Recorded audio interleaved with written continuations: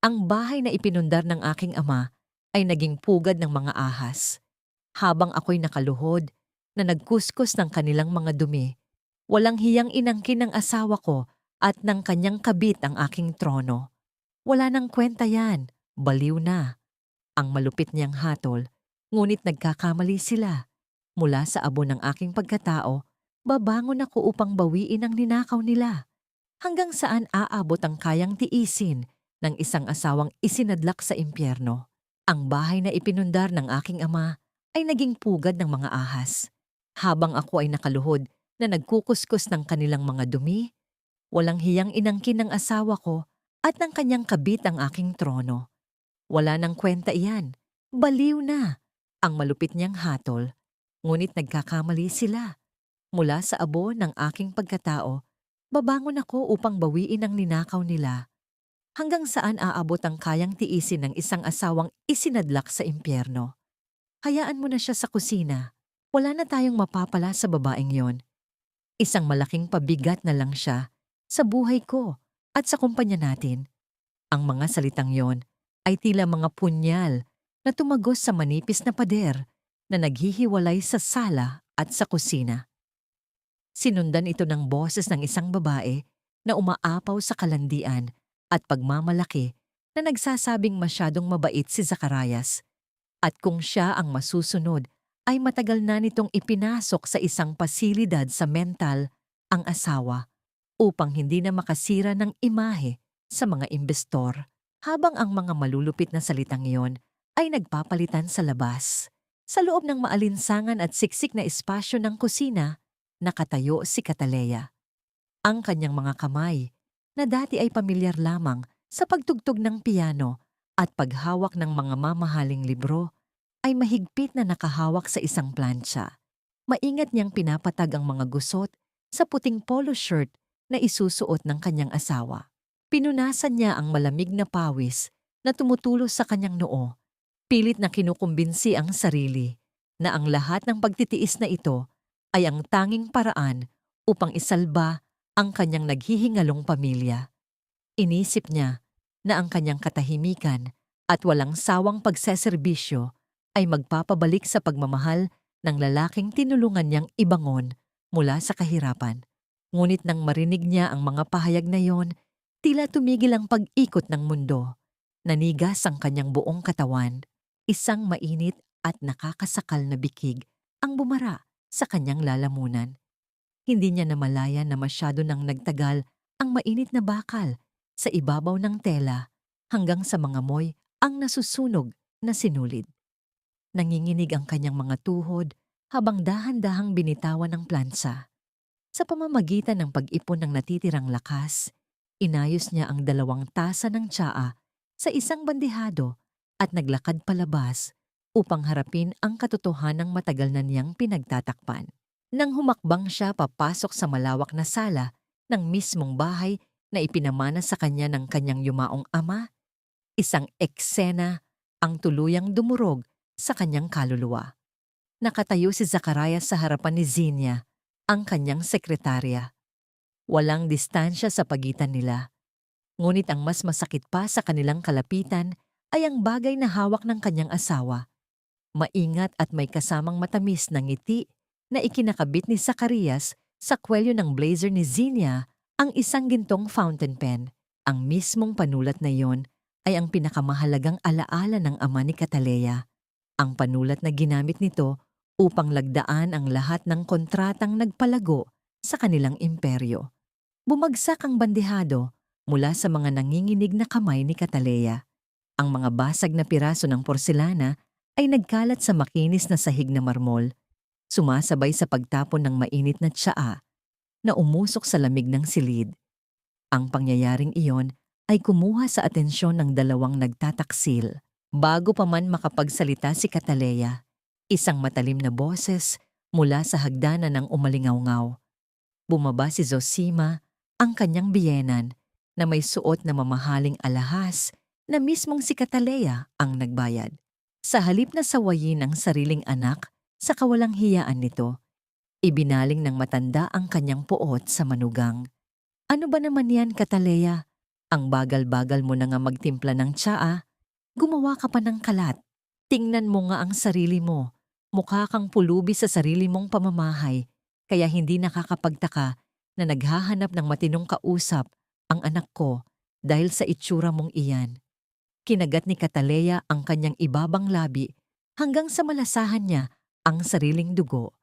Pinipigilan ng mga luhang nagbabadyang bumagsak. Lumapit si Zacarias sa kanya. Walang galit sa mukha ng lalaki, bagkus ay isang mapanlinlang at nakakadiring awa. Hinawakan nito ang magkabilang balikat ni Cataleya, isang hawak na parang posas.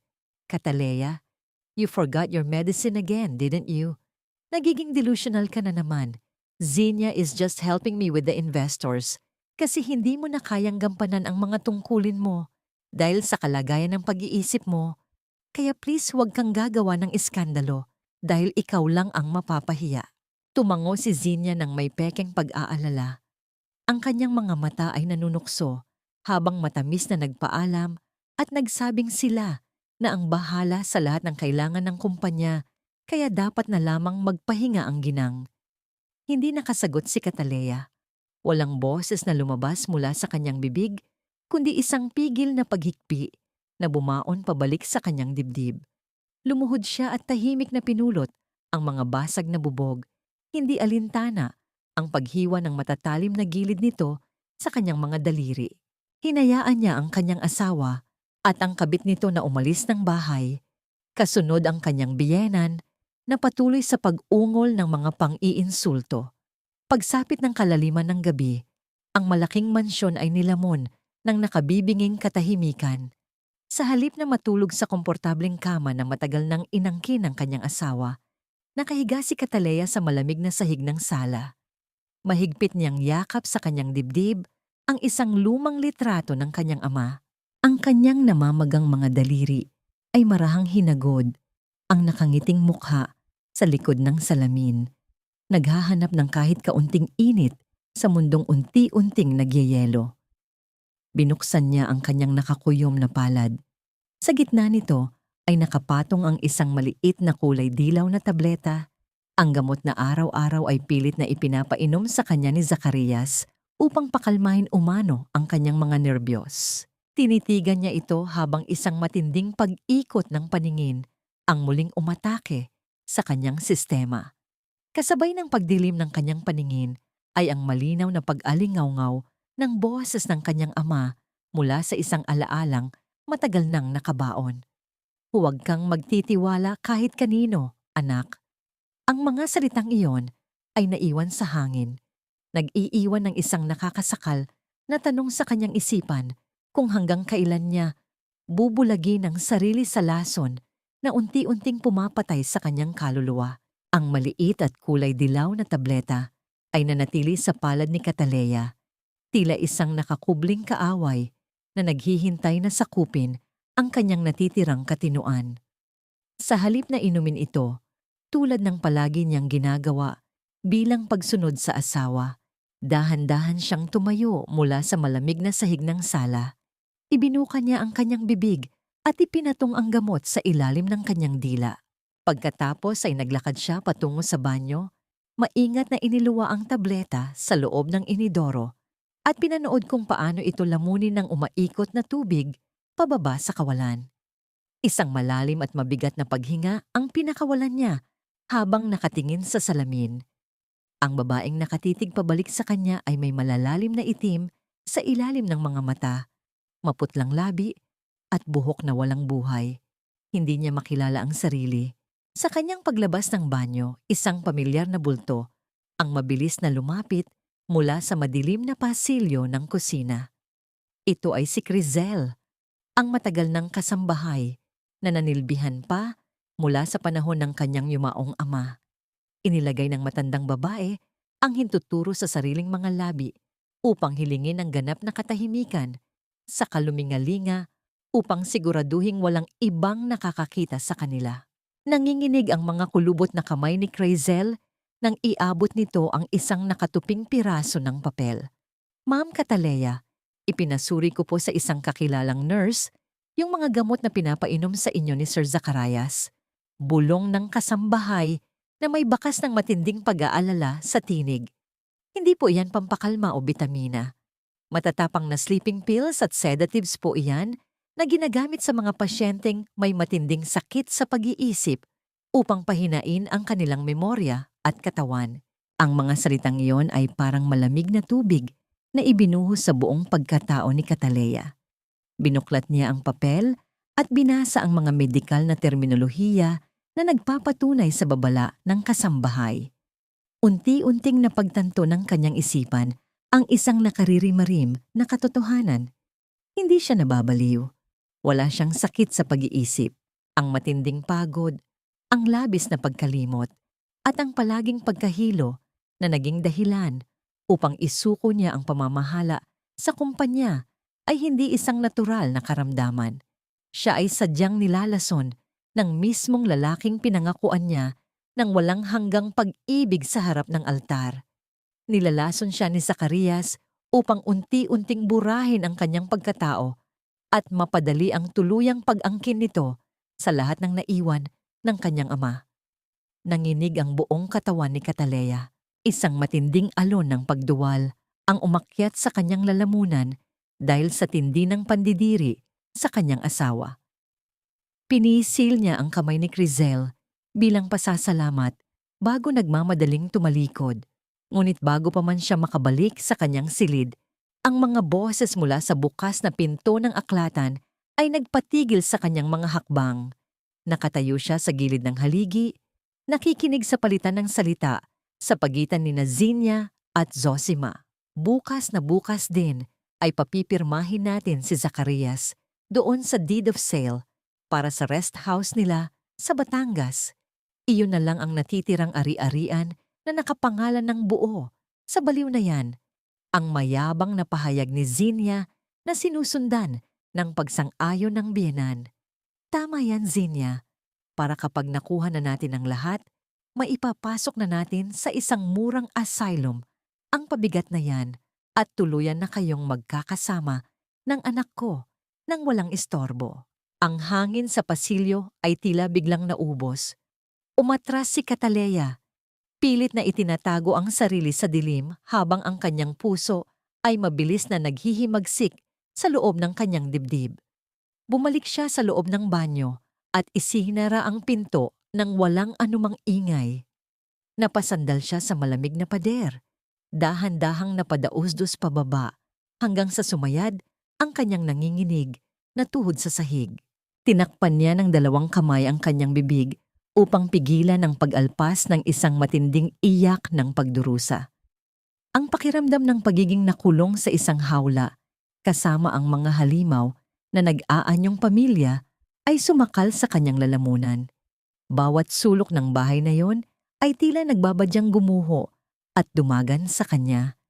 Wala siyang ibang pagpipilian. Kailangan niyang umalis bago pa siya tuluyang patayin ng mga ito. Sa gitna ng rumaragasang ulan sa labas, kinuha ni Cataleya ang isang lumang itim na coat mula sa sabitan malapit sa pinto ng kusina. Hindi na siya nag-abala pang magsuot ng maayos na sapatos. Pinihit niya ang huling kandado ng likod bahay at lumabas patungo sa madilim na hardin. Ang malalaking patak ng ulan ay mabilis na bumasa sa kanyang buhok at manipis na damit. Ang kanyang maiinit na luha ay humalo sa nagyayelong tubig na humahampas sa kanyang mukha habang tinatahak niya ang maputik na daan patungo sa malaking tarangkahan. Bawat hakbang ay mabigat, puno ng takot na baka anumang oras ay mahuli siya ng mga bantay na binayaran ng kanyang asawa. Nang marating niya ang malamig na bakal ng tarangkahan, inabot niya ang trangka. Nanginginig ang kanyang mga daliri, halos manigas, dahil sa labis na lamig at panlulumo. Ang paningin niya ay nanlalabo, hinihila pababa ng matinding emosyon at pagkapagod. Ngunit nang subukan niyang hilahin ang bakal upang mabuksan ang pinto palabas sa kalayaan, isang matapang na presensya ang biglang lumitaw mula sa kabilang panig ng rehas. Isang malaking kamay, mainit at puno ng kasiguraduhan, ang dumapo sa ibabaw ng kanyang nanginginig na mga daliri na nakahawak sa trangka. Ang init na nanggaling sa palad na yon ay tila isang kuryente na dumaloy sa kanyang nanlalamig na sistema, pumipigil sa kanyang pagtakbo at nag-iiwan ng isang katanungan kung ang kamay na ito ay maghahatid ba sa kanya sa panibagong kapahamakan o ito na ang simula ng kanyang kaligtasan. Ang mainit na palad na biglang humawak sa kanyang kamay ay naging dahilan upang manigas ang buong katawan ni Cataleya. Sa ilalim ng madilim na langit at sa gitna ng malakas na buhos ng ulan, tanging ang bulto ng isang lalaking may hawak na itim na payong ang kanyang nakikita. Sa unang pagkakataon sa loob ng 2 taon, naramdaman ni Cataleya ang isang uri ng takot na humalo sa kaba. Ngunit may kasamang kakaibang pamilyar na pakiramdam. Huwag kang matakot, Senyorita Cataleya. Hindi ako narito para saktan ka. Ang malalim at mahinahong tinig ng lalaki ay halos lumunod sa ingay ng ulan na humahampas sa mga dahon ng halaman. Ang titulong senyorita ay tila isang kuryenteng gumising sa natutulog na dangal ni Cataleya. Sa bahay na yon, tinatawag siyang baliw, pabigat o alila. Ngunit ang lalaking ito ay binanggit ang kanyang pangalan ng may ganap na paggalang. Dahan-dahang iniangat ni Cataleya ang kanyang mukha. Sa ilalim ng dilim, nakita niya ang matitipunong mga mata ng lalaki, mga matang puno ng awa at determinasyon. Hinila siya nito palayo sa tarangkahan at mabilis na iginabay patungo sa isang itim na sasakyang nakaparada ng hindi kalayuan. Walang nagawa si Cataleya kundi sumunod ang kanyang mga paa na wala ng pakiramdam dahil sa lamig ay tila kusanang naglakad patungo sa tanging pag-asang dumating sa gitna ng unos. Pagpasok sa loob ng sasakyan, agad na sinalubong ang kanyang balat ng init mula sa heater ng sasakyan. Ang katahimikan sa loob ay naging isang malaking kaluwagan mula sa malakas na hangin at ulan sa labas. Kinuha ng lalaki ang kanyang sariling vest at dahan-dahang isinaklob sa nanginginig na balikat ni Cataleya. Pasensya na kung tinakot kita, senyorita. Kanina pa ako naghihintay na lumabas ka. Ako si Kel Santos, ang batang abogado na pinag-aral at tinulungan ng iyong ama noon. Utang ko sa kanya ang lahat ng narating ko at hindi ko mapapayagan na tuluyan kang mabulok sa impyernong iyon. Napatitig si Cataleya kay Kyle. Unti-unting nagbalik sa kanyang isipan ang isang alaala ng isang matangkad at tahimik na binata na madalas bumisita sa opisina ng kanyang ama noon. Ngunit ang pag-aalinlangan ay nanatili pa rin sa kanyang puso. Bakit ngayon lang? Bakit mo ako hinayaang magdusa ng ganito katagal? Ang kanyang tinig ay basag, halos pabulong na lamang dahil sa panghihina ng kanyang katawan. Ipinaliwanag ni Kyle na matagal na siyang nagmamasid mula sa malayo. Sinabi niya ang tungkol sa mga hinala niya sa biglaang pagkamatay ng ama ni Cataleya at ang mabilis na pag-angat ni Zacarias sa kapangyarihan. Sinubukan niyang lumapit noon, ngunit ang bawat daan ay hinarangan ng mga tauhan ni Zacarias. Alam ko ang ginagawa nila sa iyo, Cataleya. Alam ko ang tungkol sa mga gamot. At alam ko rin na hindi ka baliw. Ang mga salitang yon ang naging huling mitsa upang tuluyang gumuho ang matatag na pader na itinayo ni Cataleya sa kanyang puso. Sa loob ng 2 taon, pinatigas niya ang kanyang kalooban upang hindi tuluyang mawasak. Ngunit sa harap ng katotohanang may isang taong naniniwala sa kanya, hindi na niya napigilan ang kanyang sarili. Gumuho siya sa upuan ng sasakyan, itinago ang kanyang mukha sa kanyang mga palad at humikbi ng buong lakas. Ito ay hindi lamang iyak ng lungkot, kundi iyak ng lahat ng pagtitiis, lahat ng sipa at sampal na kanyang tinanggap, at lahat ng pambabastos na ipinalunok sa kanya. Hindi siya hinawakan ni Kyle, sa halip ay nanatili lamang ito sa kanyang tabi. Binibigyan siya ng espasyo upang ilabas ang lahat ng lason sa kanyang dibdib, habang ang sasakyan ay nagsilbing isang ligtas na kuta sa gitna ng gabi.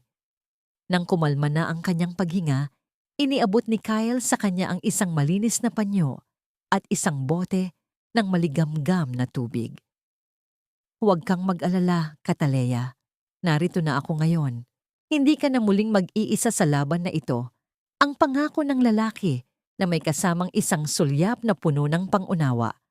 Dahan-dahang naramdaman ni Cataleya ang isang uri ng init na hindi nanggagaling sa heater ng sasakyan, kundi mula sa isang pusong tila handang sumugal para sa kanya. Kinuha ni Kyle ang isang lumang kwaderno na binalot sa mamahaling balat mula sa lalagyan ng sasakyan at maingat itong inilapag sa ibabaw ng kanyang kandungan. Binuksan ni Kyle ang kwaderno at inilipat ang mga pahina hanggang sa marating ang pinakahuling bahagi. Ang mga mata ni Cataleya ay nanlaki nang makita ang sulat kamay ng kanyang ama. Ang mga titik na pamilyar sa kanya mula noong bata pa siya. Ito ang huling testamento at tagubilin ng iyong ama na ipinagkatiwala niya sa akin bago siya mawala. Ang seryosong pahayag ni Kyle, hindi ka iniwan ng iyong ama na walang sandata, Cataleya. May isang lihim na hindi alam ni Zacarias, isang katotohanang nakabaon sa ilalim ng lahat ng ari-ariang iniisip nilang nakuha na nila sa iyo. Ngayong gabi, kailangan mong maging matatag dahil ang nakasulat dito ang magpapabago sa kapalaran mo at ng mga taong umabuso sa iyo. Ang bawat patak ng ulan na humahampas sa bubong ng sasakyan ay tila isang malungkot na himig na sumasabay sa mabigat na paghinga ni Cataleya. Sa loob ng maliit na espasyong yon, ramdam niya ang init ng vest ni Kyle na nakabalot sa kanyang mga balikat. Isang proteksyon na matagal na niyang hindi naramdaman. Dahan-dahan niyang iniyuko ang kanyang ulo upang basahin ang mga huling salita ng kanyang ama sa kwadernong hawak niya. Ang mga luhang kanina pa dumadaloy ay muling pumatak sa papel. Ngunit sa pagkakataong ito, hindi ito mula sa sakit, kundi mula sa isang matinding pangungulila at pag-asa. Ipinaliwanag ni Kyle sa kanya ang masalimuot na sistemang legal na itinayo ng kanyang ama bago ito pumanaw. Cataleya, your father was a brilliant lawyer. He knew the world and he knew the people around him. Bago pa man lumala ang sitwasyon, inilagay niya ang lahat ng mahahalagang ari-arian ng inyong pamilya sa isang trust fund. Ang asawa mo, si Zacarias, ay ginawa lamang niyang temporary representative. Ngunit ang tunay at nag-iisang benepisyaryo ay ikaw lamang. Ibig sabihin, kahit anong papel ang pira-piraso mong pinirmahan habang ikaw ay nasa ilalim ng impluwensya ng gamot, walang bisa ang mga yon sa harap ng batas kung mapapatunayan nating hindi ka na sa tamang katinoan noon. Ang mga salitang iyon ay tila isang malakas na sikat ng araw na tumagos sa makapal na ulap ng kanyang kawalang pag-asa. Naramdaman ni Cataleya ang mabilis na pagtibok ng kanyang puso, hindi dahil sa takot, kundi dahil sa isang uri ng lakas na akala niya ay tuluyan ng namatay sa loob niya. Ang pagmamahal ng kanyang ama ay tila isang tanglaw na nagmula sa kabilang buhay upang gabayan siya. Naisip niya ang lahat ng mga gabi na hinayaan niyang tapakan ang kanyang pagkatao dahil sa paniniwalang wala na siyang boses at wala na siyang kakayahan. Ngunit ngayon, sa tulong ni Kyle, napagtanto niya na siya pa rin ang may hawak ng susi sa kanyang sariling kaharian. Kailangan nating kumilos agad, Cataleya. Pwede na kitang dalhin sa isang ligtas na lugar at simulan ang pagsampa ng kaso laban sa kanila. I can protect you and we will make sure na pagbabayaran nila ang bawat sentimo at bawat luhang kinuha nila sa iyo. Ang may determinasyong suhestyon ni Kyle habang mahigpit na nakahawak sa manibela. Tumingin si Kyle sa kanya, naghihintay ng pagsangayon, handang ilayo siya sa impyernong yon sa isang iglap lamang. Ngunit sa halip na tumango, isang malamig at matalim na sulyap ang gumuhit sa mga mata ni Cataleya. Tumingin siya sa bintana, pinagmamasan ng malabong refleksyon ng mansyon ng mga Vergara na natatanaw mula sa malayo. Hindi, Kyle, hindi sapat ang basta na lamang silang ipakulong. Kung aalis ako ngayon, iisipin nilang tumakas ako dahil sa takot at kahinaan. Gusto kong makita kung paano nila uubusin ang sarili nila sa sarili nilang kasakiman. Gusto kong maramdaman nila ang bawat antas ng panlilinlang na ginawa nila sa akin. Babalik ako sa bahay na yon. Nagulat si Kyle sa naging desisyon ng babae. It is too risky, Katalea. Hindi natin alam kung ano pa ang kaya nilang gawin kapag naramdaman nilang may nagbabago sa iyo. Maaari ka nilang tuluyang saktan o ilayo sa lahat. Ang babala ng abogado na puno ng pag-aalala.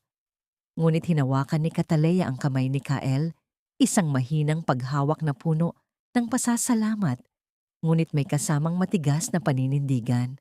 Don't worry, Kyle. Magpapatuloy ako sa pagpapanggap.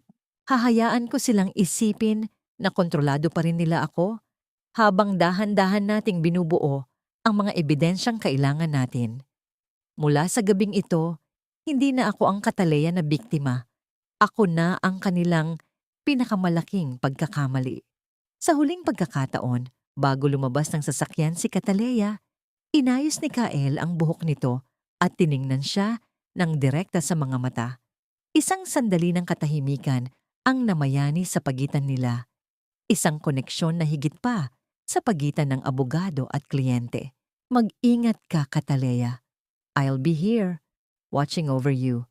Kapag kailangan mo ako, tandaan mo ang sinabi ko, isang tawag lang at susunduin kita.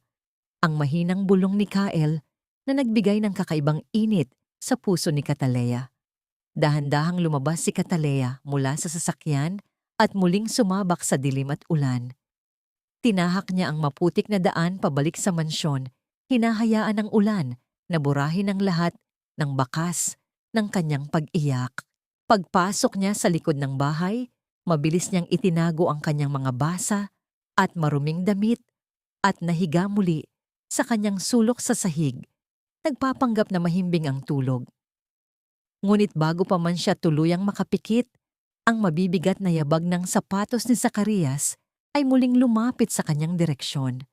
Naramdaman niya ang malamig na hangin nang bumukas ang pinto at ang anino ng kanyang asawa ay muling bumalot sa kanyang buong pagkatao. Higit pa sa takot, isang matinding puot ang bumalot kay Katalea habang nararamdaman niya ang presensya ng lalaking naging dahilan ng kanyang pagdurusa. Iniisip kung anong panibagong pasakit ang inihanda nito para sa kanya sa gabing ito. Ang unang sikat ng araw na tumagos sa bintana ng silid ay tila isang malupit na paalala sa panibagong araw ng pagtitimpi para kay Katalea. Hindi siya nagising sa malambot na dampi ng halik, kundi sa marahas na pagtulak ng paa ni Zacarias sa kanyang balikat habang siya ay nakahandusay pa sa sahig. Ang tunog ng mabigat na sapatos na tumama sa sahig ay naging hudyat ng kanyang pagbabalik sa mundong puno ng pagkukunwari. Gising na, huwag kang tatamad-tamad dyan. Marami pang labada at kailangan mo pang maglinis sa garden. Ang bulyaw ni Zacarias na puno ng pagkamuhi. Dahan-dahang imulat ni Katalea ang kanyang mga mata. Pinanatili niya ang kawalan ng buhay sa kanyang paningin. Isang bakas ng pagkataranta na tila siya ay nasa ilalim pa rin ng impluwensya ng gamot. Oo po, Zacarias. Pasensya ka na. Hindi ko namalayan ng oras.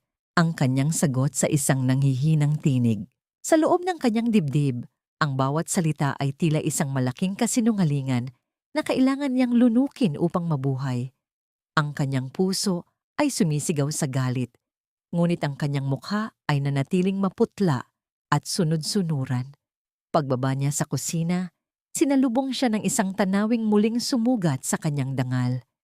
Nakaupo si Zinya sa hapagkainan, suot ang isang kulay rosas na silk robe na regalo ng ama ni Katalea sa kanya noong huling kaarawan nito.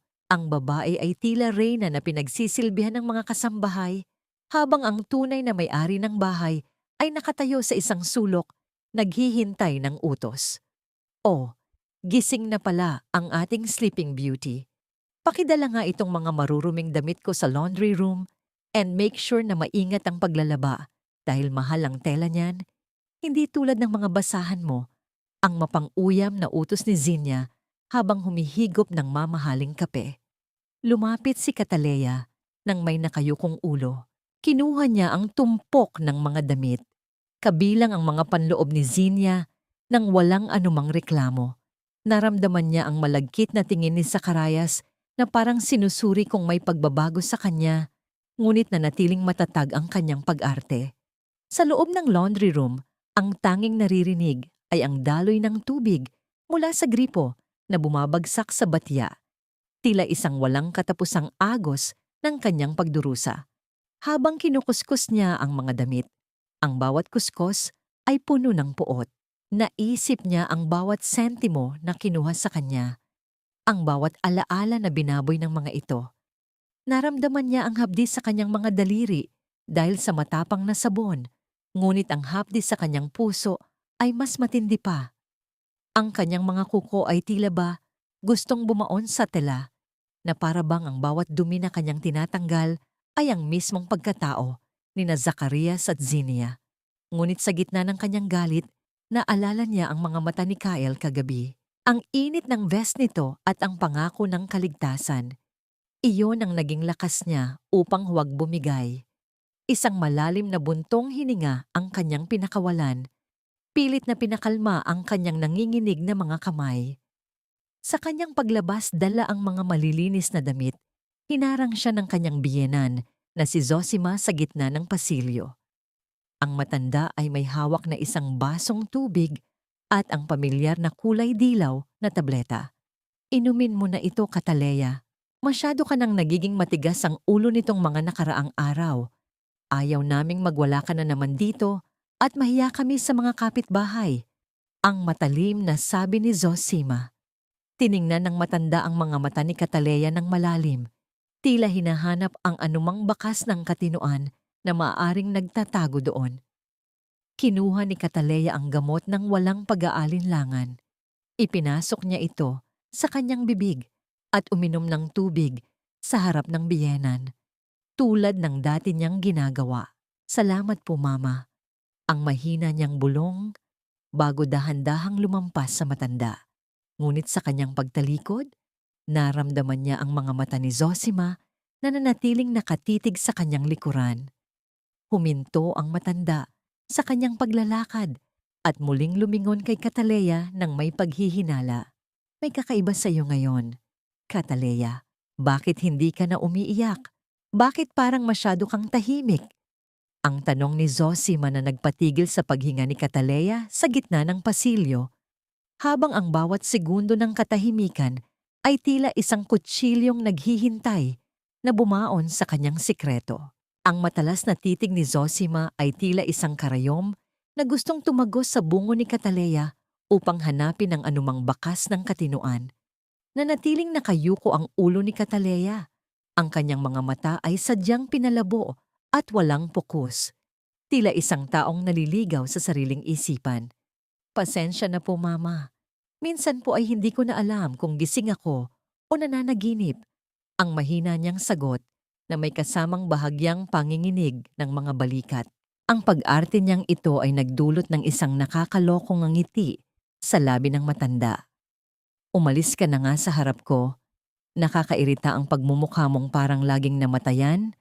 Ang huling hirit ni Zosima bago ito tuluyang tumalikod at naglakad palayo habang ang tunog ng kanyang mga takong ay dahan-dahang naglalaho sa pasilyo. Nakahinga ng maluwag si Cataleya nang matiyak niyang wala na ang biyenan.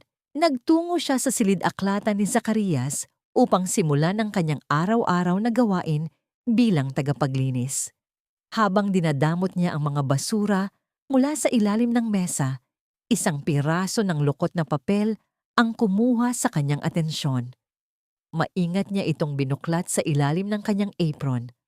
Ang kanyang puso ay tila tumalon sa kanyang lalamunan nang makita ang mga selyo ng bangko at ang malalaking halaga ng pera na inililipat mula sa account ng kanyang ama patungo sa isang hindi kilalang kumpanya. Ang mga numerong ito ay hindi lamang mga tinta sa papel. Ito ay ang mismong dugo at pawis ng kanyang pamilya na dahan-dahang sinusipsip ng kanyang asawa. Ang bawat zero sa papel na yon ay tila mga uod na kumakain sa kanyang dangal. Mahigpit niyang itinago ang papel sa kanyang bulsa Ang kanyang mga kuko ay bumaon sa kanyang palad bilang tanda ng isang matinding sumpa. Ngunit ang katahimikan ng kanyang plano ay muling ginambala ng isang marahas na pangyayari. Pagpasok niya sa kusina upang ihanda ang mga gagamitin sa pagluluto, sinalubong siya ni Zosima na may kasamang matinding galit sa mukha. Nasaan ang pera na iniwan ko sa ibabaw ng mesa? Huwag mong sabihing dahil sa kabaliwan mo ay naging magnanakaw ka na rin. Ang sigaw ng matanda na umalingaw-ngaw sa buong bahay. Hindi nakasagot si Cataleya dahil alam niyang wala siyang kinuha. Ngunit bago pa man siya makapaliwanag, isang matigas na walis ang marahas na humampas sa kanyang mga binti. Ang hapdi ng bawat pagtama ng kahoy sa kanyang balat ay tila gustong magpunit sa kanyang natitirang pasensya. Magnanakaw! Sinungaling! Ang patuloy na hiyaw ni Zosima habang paulit-ulit na inihahampas ang walis sa likuran ni Cataleya. Ang bawat pagtama ay nagiiwan ng mapupulang marka na humahapdi sa bawat galaw. Napaluhod si Cataleya sa sahig, tinatakpan ang kanyang ulo upang protektahan ang sarili mula sa bagsik ng matanda. Ngunit sa gitna ng sakit na kanyang nararamdaman, ang kanyang isipan ay nananatiling malinaw at malamig. Hindi niya hahayaang makita ng matanda ang kanyang mga luha. Sa bawat hampas, tila lalong tumitigas ang kanyang determinasyon na pabagsakin ang pamilyang ito. Ang bawat kirot sa kanyang katawan ay naging gasolina upang lalong mag-alab ang apoy ng kanyang paghihiganti. Tumigil lamang si Zosima nang mapagod ang kanyang mga braso. Iniwan niya ang manugang na nakasalampak sa sahig, punit ang ilang bahagi ng damit at may mga pasa sa braso. Maglinis ka dyan at siguraduhin mong makikita ko ang perang yon. Kundi ay hindi ka kakain ng 3 araw. Ang banta ng matanda bago lumabas ng kusina. Naiwan si Cataleya sa katahimikan ng kusina. Ang tanging naririnig ay ang sarili niyang mabigat na paghinga at ang mabagal na pagtulo ng tubig mula sa gripo na tila sumasabay sa kanyang tahimik na pagdurusa. Inangat ni Cataleya ang kanyang katawan. Iniinda ang bawat kirot ng kanyang mga kalamnan. Pinulot niya ang isang maliit na butil ng bigas na nahulog sa sahig. Isang simpleng bagay na nagpapaalala sa kanya na kahit gaano siya kaliit sa paningin nila, may halaga pa rin siya. Sa gitna ng dilim ng kanyang kalagayan, ang imahe ni Kael at ang kanyang mainit na mga kamay ang naging tanging sandigan niya. Ngunit habang tinitingnan niya ang kanyang mga sugatang braso, isang nakakatakot na katanungan ang pumasok sa kanyang isipan. Hanggang kailan kaya niyang tiisin ang pisikal na pasakit na ito bago tuluyang bumigay ang kanyang katawan?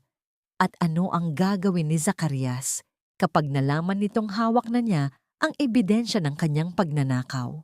Ang bawat bahagi ng katawan ni Cataleya ay tila isang mapa ng mga pasakit na dulot ng marahas na pagtrato ng kanyang biyanan. Ang mapupula at lila na mga marka sa kanyang mga braso at binti ay nagsisimulang mangitim. Isang tahimik na saksi sa kawalang hiyaang natanggap niya noong nakaraang araw. Habang pilit niyang tinatapos ang paghuhugas ng mga mamahaling plato sa kusina, ang bawat galaw ng kanyang mga kalamnan ay nagdudulot ng isang matalim na kirot na gumuguhit hanggang sa kanyang likuran. Ang tubig na dumadaloy mula sa gripo ay tila malamig na haplos na sumusubok na pawiin ang init ng kanyang mga sugat. Ngunit ang hapdi sa loob ng kanyang puso ay hindi kayang hugasan ng anumang agos. Ang katahimikan ng kusina ay nagambala nang lumabas si Zosima mula sa sala na may kasamang malakas na reklamo tungkol sa baradong tubo sa ilalim ng lababo. Nakakainis talaga. Lahat na lang dito sa bahay ay nasisira. Tila ba sumasabay sa pagkabulok ng utak mo?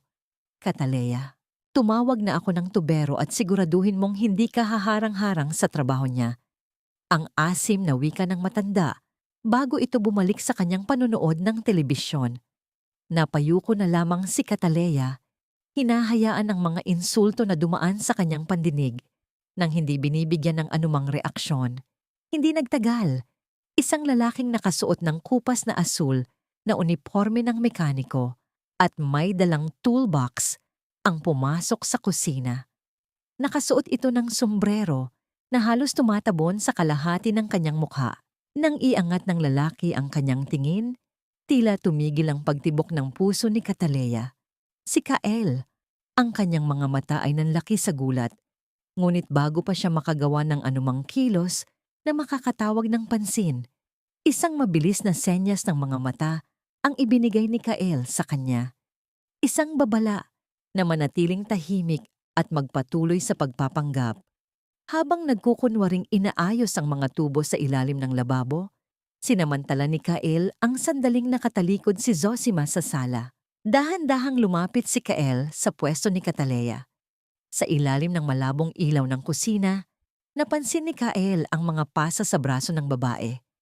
Nakita ni Cataleya kung paano rumehistro ang matinding galit at pait sa mga mata ng abogado.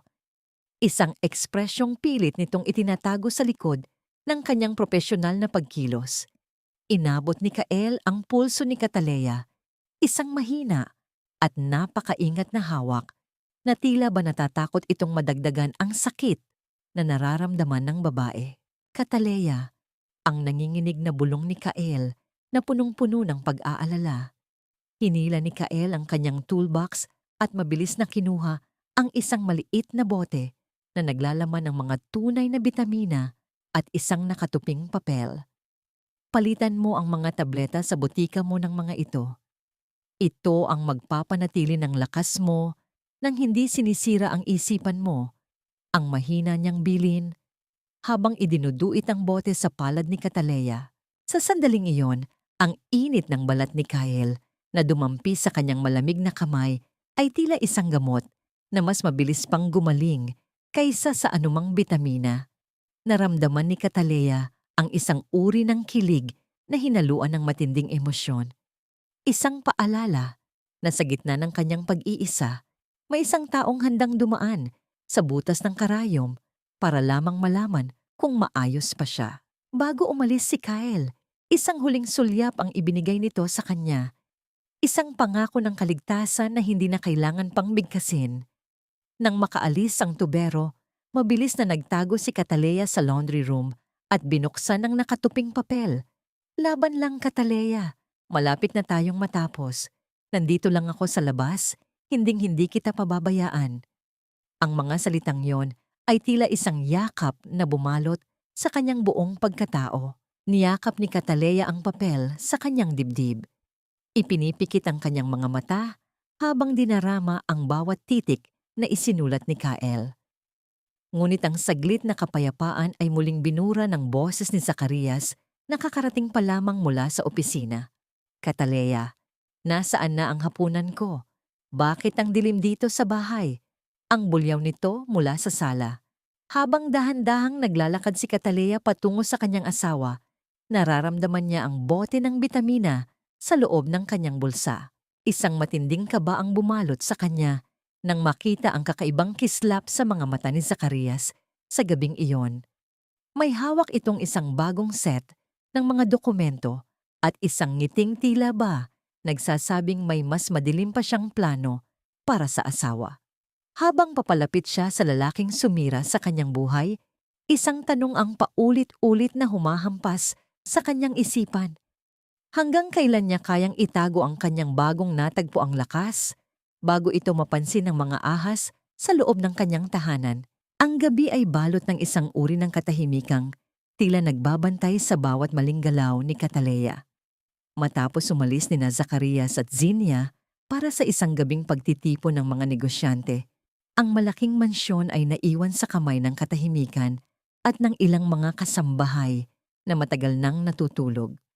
Sa ilalim ng malabong ilaw ng pasilyo, dahan-dahang lumabas si Cataleya mula sa kanyang sulok.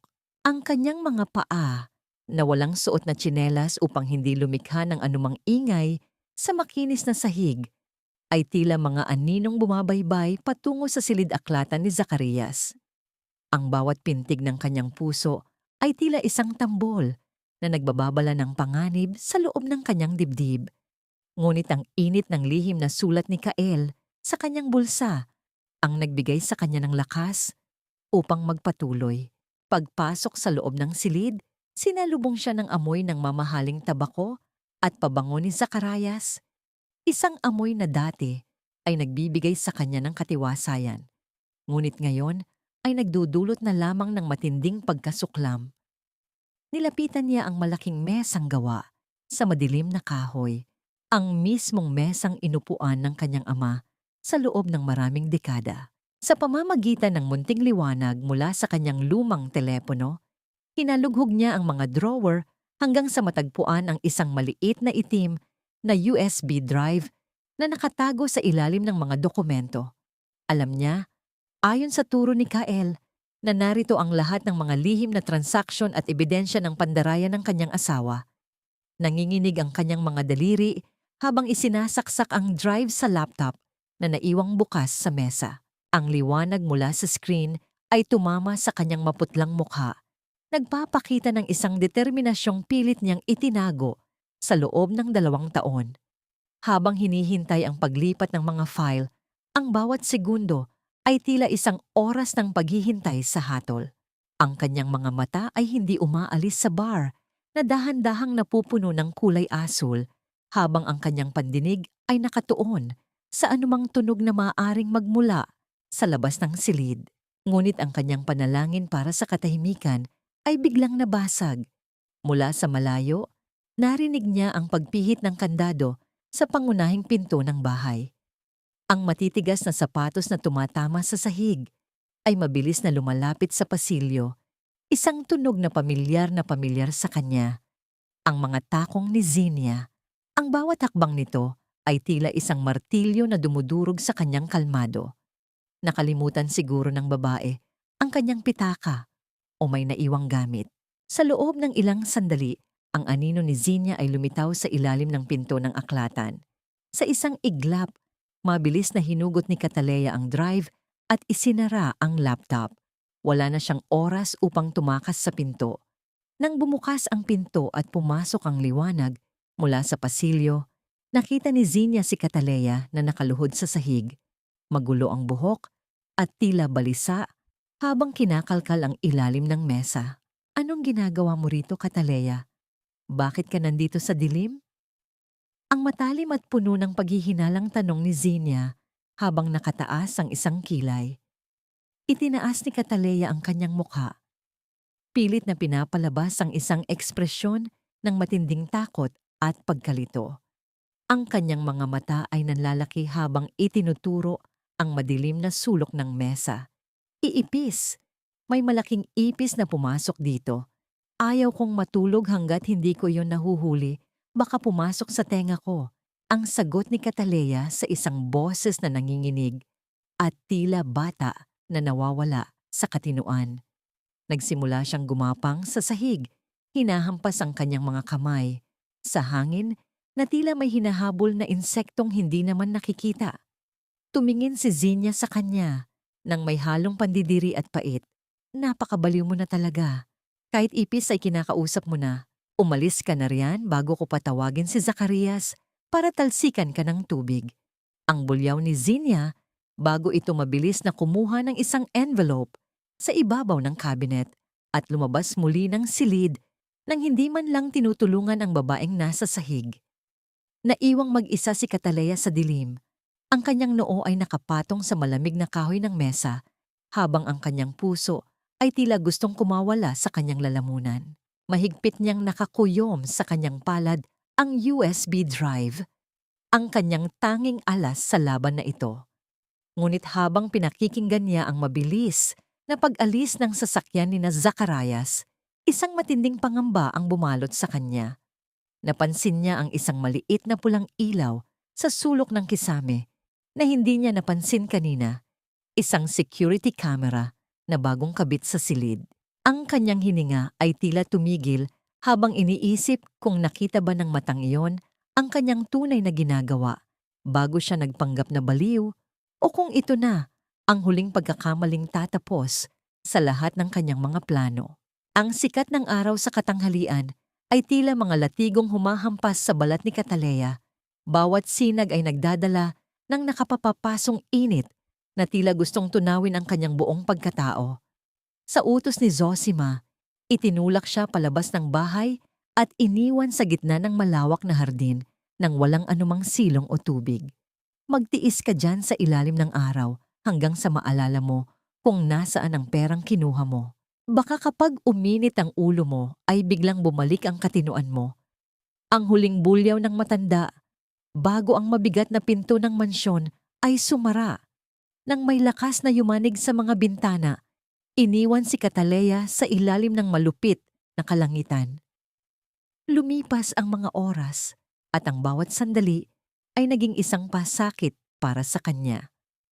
Ang kanyang lalamunan ay tuyong-tuyo na tila ba puno ng buhangin at ang kanyang paningin ay nagsisimulang maglaro dahil sa tindi ng init. Ang bawat paghinga niya ay tila paghigop ng apoy na nagpapasakit sa kanyang dibdib. Napaluhod siya sa tuyong damo, ang kanyang mga kamay ay nanginginig habang pilit na itinatago ang kanyang mukha mula sa sikat ng araw. Sa gitna ng kanyang paghihirap, ang tanging nagpapanatili sa kanya na gising ay ang imahe ng kanyang ama at ang pangako ng katarungan. Ngunit habang tumatagal, ang kanyang katawan ay nagsisimula ng sumuko sa matinding pagod at dehidrasyon. Hindi kalayuan sa bakod ng mansyon, nakatago sa likod ng malalabay na puno, ay ang sasakyan ni Kael. Kanina pa siya doon, nagbabantay, at ang bawat segundong nakikita niyang nagdurusa si Cataleya ay tila isang kutsilyong humihiwa sa kanyang puso. Ang kanyang mga kamay ay mahigpit na nakahawak sa manibela hanggang sa mamuti ang kanyang mga buko-buni. Gustong-gusto niyang bumaba, sirain ang tarangkahan, at ilayo si Cataleya sa malupit na pamilyang yon. Ngunit alam niyang sisirain yon ang lahat ng kanilang pinaghirapan. Ang galit sa loob ng dibdib ni Kael ay tila isang bulkang nagbabadyang sumabog, isang puot na idinadaan niya sa bawat mabilis at mabigat na paghinga. Kinuha ni Kael ang kanyang telepono at gumamit ng isang voice distorter app upang hindi makilala ang kanyang boses. Sa loob ng bahay, masayang humihigop ng malamig na juice si Zosima habang nakatutok sa aircon nang biglang magningning ang kanyang telepono sa ibabaw ng mesa. Sa pagsagot ng matanda, isang malalim at misteryosong tinig ang bumalot sa linya. Senyora Zosima Roldan, alam namin ang bawat sentimong ninanakaw ninyo mula sa mga Vergara. Alam namin ang tungkol sa mga pekeng dokumento. Kung ayaw ninyong bukas na bukas din, ay mabulok kayo sa kulungan. Itigil ninyo ang pagpapahirap sa babaeng nasa labas. Binabantayan namin kayo. Bawat galaw mo, bawat sampal mo, may katumbas na taon sa bilangguan. Ang mukha ni Zosima ay biglang namutla. Tila nawala ng dugo ang kanyang mga pisngi. Ang baso ng juice na hawak niya ay dahan-dahang nanginig hanggang sa tumapon ang ilang patak sa kanyang mamahaling damit. Lumingalinga siya sa paligid, biglang nakaramdam ng matinding kaba at paranoia na tila ba may mga matang nakatitig sa kanya mula sa bawat sulok ng silid. Ang kanyang kumpiyansa ay biglang naglaho at napalitan ng isang malamig na pawis na dumaloy sa kanyang batok. Dali-dali siyang lumabas ng hardin at binuksan ang pinto. Nakita niya si Cataleya na halos hindi na makagalaw sa gitna ng init. Hoy Cataleya, pumasok ka na rito. Baka isipin pa ng mga kapitbahay ay pinapabayaan kita at magkaroon pa ako ng problema. Napakabagal mo talagang kumilos, ang bulyaw ni Zosima na may halong takot habang hinihila ang braso ni Cataleya pabalik sa loob. Pagpasok sa kusina, hinayaan niya ang manugang na bumagsak sa sahig, tila isang basahang walang kwenta. Nanginig ang mga labi ni Cataleya nang maramdaman ang lamig ng tiles sa kanyang balat. Kahit sa gitna ng kanyang panghihina, alam niya sa kanyang puso na si Kael ang gumawa ng paraan upang iligtas siya. Ang munting pag-asang iyon ay sapat na upang magbigay ng kaunting buhay sa kanyang nanunuyot na kaluluwa. Ngunit habang pilit niyang idinidilat ang kanyang mga mata, nakita niya ang anino ni Zacarias na kakarating pa lamang at ang galit na rumehistro sa mukha nito nang makita ang asawang tila isang tumpok ng basura sa gitna ng kanyang bahay. Isang matinding kaba ang muling bumalot kay Cataleya nang mapansin ang isang liham na hawak ni Zacarias. Isang liham na may selyo ng korte na tila magdadala ng mas malaking bagyo sa kanyang buhay, na tila wala ng katapusan ang paghihirap. Ang bawat bahagi ng mansyon na dati ay tahanan ng kagalakan ay dahan-dahang nagiging isang madilim na bilangguan para kay Cataleya. Matapos ang malupit na pagpaparusa sa kanya sa ilalim ng araw, ang kanyang katawan ay tila isang tuyong dahon na madaling mabasag sa isang maling hawak. Nakaupo siya sa isang sulok ng sala.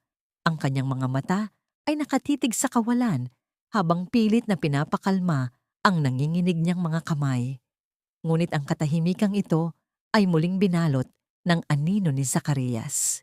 Pumasok ang kanyang asawa na may hawak na isang makintab na brochure ng isang prestihiyosong auction house, at sa likod nito ay nakasunod si Zinia na may suot na mapang-uyam na ngiti. Tumingin si Zacarias kay Cataleya nang may halong pandidiri bago ibinagsak ang brochure sa ibabaw ng lamesang kahoy. Mabuti naman at pumasok ka na. At least, mukhang nagising na ang katinoan mo kahit papaano, ang malamig na sabi ni Zacarias. Alam mo, Cataleya, masyado ng maraming lumang gamit dito sa bahay na nagbibigay lang ng masamang enerhiya. Itong portrait ng nanay mo sa gitna ng sala, it's just gathering dust, and it's too old-fashioned. Zinia found a collector who is willing to pay a fortune for this kind of vintage piece. Gagamitin namin ang mapagbibilhan nito para pambili ng bagong diamond necklace na gusto ni Zinia para sa darating na anibersaryo ng kumpanya.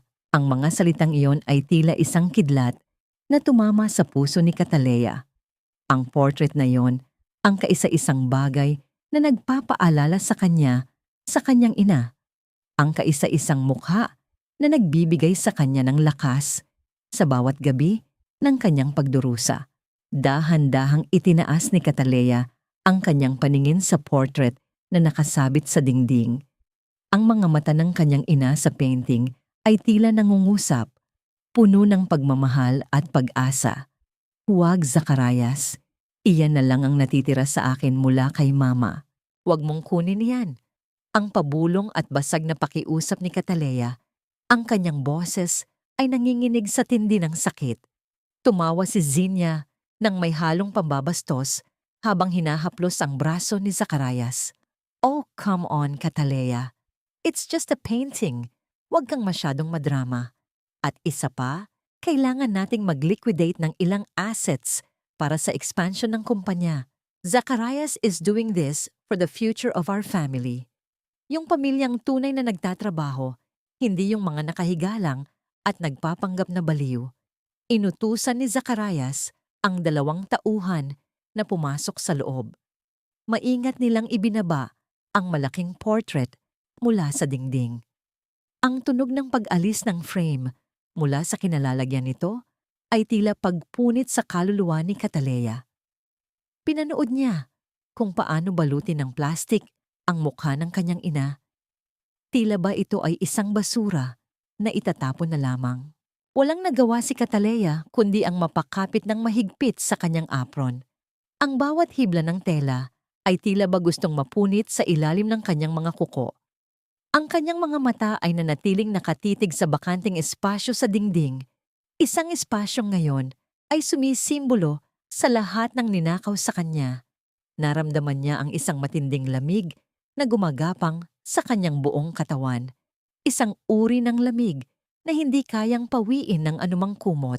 Ang kawalang katarungang ito ay tila isang lason na dahan-dahang lumalason sa kanyang natitirang pasensya. Nang mailabas na ang portrait, lumapit si Zacarias sa kanya at hinawakan ang kanyang baba ng may puwersa. Be thankful na pinapatira ka pa namin dito, Cataleya. Huwag mong hayaang mawala ang huling pasensya ko sa'yo dahil baka bukas. Hindi lang painting ang ilabas ko rito, kundi pati ikaw, ang huling banta ni Zacarias bago ito lumabas ng bahay kasama si Zinia. Ang tunog ng kanilang mga tawa habang papaalis ay tila mga tinik na bumaon sa pandinig ni Cataleya. Naiwang mag-isa si Cataleya sa gitna ng sala.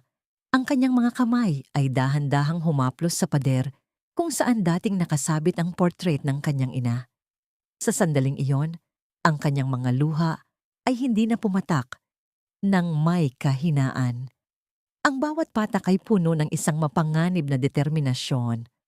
Ang kanyang puso na dati ay puno ng pagdurusa ay dahan-dahang naging isang matigas na bato. Inilabas niya ang maliit na USB drive mula sa kanyang sikretong bulsa at tinitigan ito ng may malamig na paningin. Alam niya na hindi na siya pwedeng maghintay pa. Ang bawat segundong lumilipas ay isang insulto sa alaala ng kanyang mga magulang. Habang unti-unting dumidilim ang paligid, isang katanungan ang nagharis sa kanyang isipan. Handa na ba siyang isugal ang lahat upang tuluyang tapusin ang kasamaang ito, kahit na ang kapalit nito ay ang huling piraso ng kanyang kapayapaan? Pirmahan mo na ito, Cataleya. Huwag mo nang hintayin na tuluyan kaming mawala ng pasensya at kaladkarin ka papunta sa pasilidad na matagal ko nang inihanda para sa iyo. Ang boses ni Zacarias ay malamig at walang bahid ng pag-aalinlangan habang inilalapag niya ang isang makapal na dokumento sa ibabaw ng lamesa. Ang marahas na pagtama ng mga papel sa madilim na kahoy ng mesa ay tila isang malakas na hudyat ng kamatayan para sa huling ari-arian na iniwan ng kanyang ina. Sa tabi ni Zacarias, nakatayo si Zinia na may hawak na gintong panulat. Ang kanyang mga mata ay nagniningning sa galak habang pinagmamasdan ang kawalang pag-asa sa mukha ni Cataleya. Lumapit si Zinia at hinawakan ang balikat ni Cataleya ng may pekeng lambing, isang hawak na nagpadama sa kanya ng matinding pandidiri sa kanyang buong sistema. Pirmahan mo na, sis. Isipin mo na lang na para sa ikabubuti mo rin ito. Kapag wala ka nang iniisip na mga kumpanya at pera, baka mas mabilis kang gumaling sa sakit mo sa utak. Don't worry, we will take care of everything for you.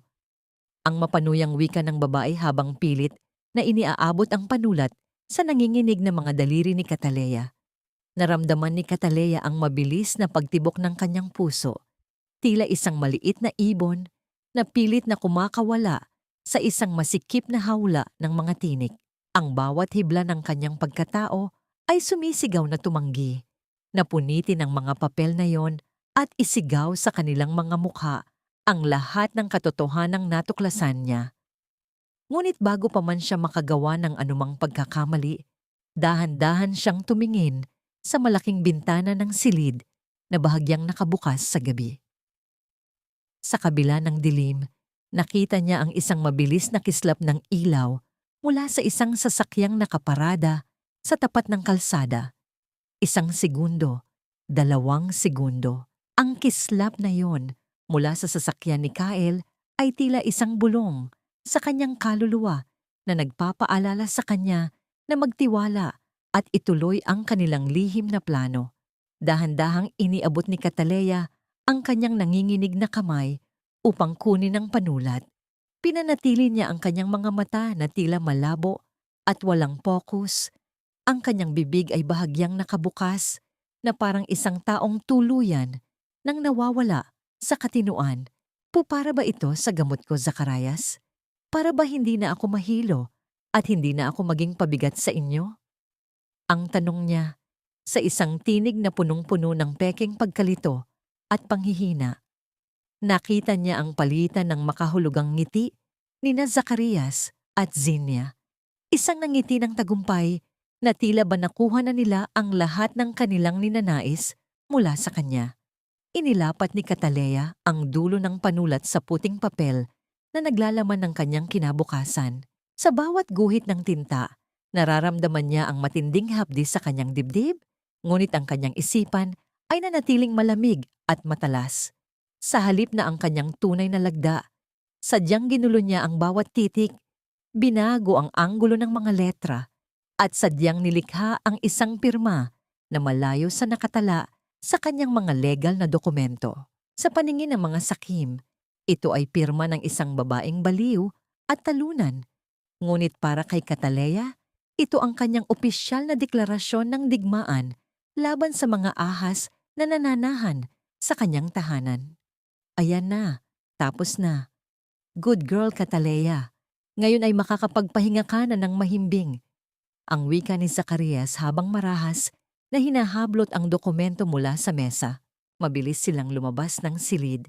Ang kanilang malalakas na tawa ay tila mga matatalim na tinik na bumaon sa pandinig ni Cataleya habang dahan-dahang naglalaho ang kanilang mga yabag sa pasilyo. Naiwan siyang muli sa gitna ng katahimikan at dilim.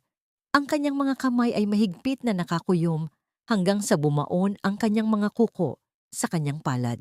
Habang tinitingnan niya ang kanyang mga daliri na may mantsa pa ng itim na tinta, isang nakakakilabot na bulong ang narinig niya mula sa kabilang silid. Ang boses ni Zinia na may kausap sa telepono tungkol sa isang nakatakdang iniksyon sa gabi ng engranding pagdiriwang ng kumpanya. Isang matinding kaba ang bumalot sa kanya dahil ang tagumpay na akala niya ay malapit na ay tila may kasama pang isang nakamamatay na bitag na nagbabadyang bumura sa kanya sa mundong ito ng tuluyan bago pa man sumapit ang bukas. Ang bawat sulok ng mansyon ay tila nagdiriwang sa darating na engranding gabi ng anibersaryo ng kumpanya, ngunit para kay Cataleya, ang bawat dekorasyong inilalagay sa paligid ay tila mga bulaklak sa isang libingan. Sa itaas na bahagi ng bahay, naririnig ang mabibigat na yabag ng mga tauhang nagbubuhat ng mga gamit, habang sa loob ng silid ni Zacarias at Zinia ay umaapaw ang kagalakan. Nakatayo si Zinia sa harap ng malaking salamin. Suot ang isang mamahaling bestidong gawa sa asul na seda na kumikinang sa ilalim ng ilaw ng chandelier. Katabi niya si Zosima na abala sa pag-aayos ng sariling mga alahas. Ang mukha ng matanda ay puno ng kasakiman at pagmamalaki. Siguraduhin mong malinis ang bawat sulok ng banyo at kusina bago kami umalis. Cataleya, huwag kang maglalabas ng kwarto kapag dumating na ang mga bisita. Baka makita nila ang nakakatakot mong itsura at masira ang gabi ng anak ko. Ang matalim na utos ni Zosima nang dumaan ito sa pasilyo at makita ang manugang na nakayuko sa gilid. Hindi sumagot si Cataleya. Pinanood niya ang pag-alis ng kanyang asawa at ng dalawang babaeng sumira sa kanyang buhay. Suot ang kanilang mga maskara ng pagtatagumpay. Nang tuluyan ng maglaho ang liwanag ng kanilang sasakyan sa malayo, ang mansyon ay binalot ng isang mabigat na katahimikan. Ngunit sa pagkakataong ito, ang katahimikan ay hindi na nagdadala ng takot. Dahan-dahang nagtungo si Cataleya sa likod bahay, sa madilim na bahagi ng hardin kung saan ang mga puno ay nagsisilbing panangga sa anumang mapanuring mata. Mula sa anino, lumitaw ang bulto ni Kael. Ang kanyang presensya ay tila isang matatag na pader na nagbibigay ng proteksyon sa gitna ng bagyo. Inabot ni Kael ang isang malaking kahon na nakabalot sa itim na tela at isang makapal na envelope na naglalaman ng lahat ng kanilang pinaghirapan. Ligtas na ang lahat. Cataleya, hawak na natin ang lahat ng ebidensya ng kanilang pandaraya at ang katotohanan na tungkol sa trust fund ng iyong ama. Ang mahinahong bulong ni Kael. Inabot ng lalaki ang kamay ni Cataleya. Ang kanyang mga daliri ay dahan-dahang humaplos sa mga saspas at bamtim sa palad ng babae. Isang matinding kirot ang gumuhit sa mga mata ni Kael. Isang damdaming higit pa sa awa. Sa ilalim ng malabong liwanag ng buwan, ang kanilang mga mata ay nagtagpo. Isang sandali ng pag-unawa at pagtitiwala na tila ba ang buong mundo ay huminto sa pag-ikot para lamang sa kanila. Ipinangako ko sa iyo na ibabalik natin ang lahat at ang gabing ito ang magiging simula ng iyong paglaya. Ang muling pagtiyak ni Kael habang marahang pinipisil ang kamay ni Cataleya. Bumalik si Cataleya sa loob ng kanyang madilim na silid. Bit-bit ang kahon na ibinigay ni Kael. Sa loob ng 2 taon, namuhay siya bilang isang anino. Isang babaeng walang boses at walang kulay. Ngunit nang buksan niya ang kahon at makita ang luma, ngunit napakagandang bestidong kulay pula, ang paboritong kulay ng kanyang ama, naramdaman niya ang muling pagkabuhay ng kanyang dugo. Isinuot niya ang damit. Ang bawat haplos ng tela sa kanyang balat ay tila nagpapaalala sa kanya ng kanyang tunay na pagkatao. Kinuha niya ang isang lipstick na kulay pula at maingat na ipinahid ito sa kanyang mga labi. Ang bawat pahid ay tila pagguhit ng isang linyang hindi na kailanman mabubura ng anumang pambabastos. Sa harap ng salamin, ang babaeng nakatitig sa kanya ay hindi na ang kataliyang sugatan at talunan, kundi isang mandirigmang handang bawiin ang lahat ng sa kanya. Ang kanyang paningin ay nanatiling matalim habang pinagmamasdan ang sariling refleksyon sa dilim. Ang bawat sakit na kanyang tiniis, ang bawat hapdi ng walis sa kanyang likuran, at ang bawat lason na ipinalunok sa kanya ay naging bahagi ng kanyang sandata. Ang kanyang puso ay hindi na tumitibok sa takot, kundi sa isang malamig at matigas na determinasyon. Sa sandaling iyon, ang mansyon ay hindi na isang bilangguan, kundi isang entablado kung saan siya ang magiging pangunahing bida sa huling kabanata ng kanilang kasamaan. Isang malakas na ugong ng makina ng sasakyan ang dahan-dahang nagpayanig sa paligid ng mansyon. Hudyat na dumating na ang sundo na inihanda ni Kael. Tumingin si Catalea sa bakanting dingding kung saan dati ay nakasabit ang portrait ng kanyang ina. At isang malamig na ngiti ang gumuhit sa kanyang mga labi. Handa na siyang harapin ang bawat isa sa kanila, hindi bilang isang biktima, kundi bilang ang nag-iisang tagapagmana ng pamilya Vergara. Habang papalapit siya sa pintuan, isang huling katanungan ang naghari sa kanyang isipan. Kapag nagkita-kita na sila sa gitna ng engranding pagdiriwang, kakayanin kaya ni Zacarias na tignan ng kanyang mga mata nang hindi nanginginig ang buong pagkatao nito? O ito na ang gabi na, ang lahat ng kanilang kasinungalingan ay tuluyan ng lalamunin ng katotohanan. Ang engranding ballroom sa Taguig ay tila isang dagat ng nagniningning na mga brilyante at umaapaw na mamahaling alak. Ang bawat sulok ay pinalamutian ng mga sariwang bulaklak na ang bango ay humahalo sa amoy ng tagumpay at kapangyarihan. Sa gitna ng entablado, nakatayo si Zacarias na tila isang hari, suot ang kanyang pinakamahal na tuksedo na binayaran ng perang hindi sa kanya. Katabi niya si Zinia na ang bawat ngiti ay tila isang deklarasyon ng kanyang pag-agaw sa trono ng pamilya Vergara. Ang kislap ng mga kamera ay walang tigil sa pagkuha ng larawan ng perpektong pares, habang sa isang sulok, si Zosima ay buong pagmamalaking nakikipag-usap sa mga matataas na opisyal ng lipunan. At sa gabing ito, sa pagdiriwang ng ating anibersaryo, nais kong ipakilala ang babaeng naging katuwang ko sa bawat hamon ng kumpanya. My new partner in life and in business, Zinia Valderrama. Ang masayang anunsyo ni Zacarias na sinundan ng isang mahabang palakpakan na tila ba naging hudyat ng tuluyang paglimot sa tunay na reyna ng tahanan.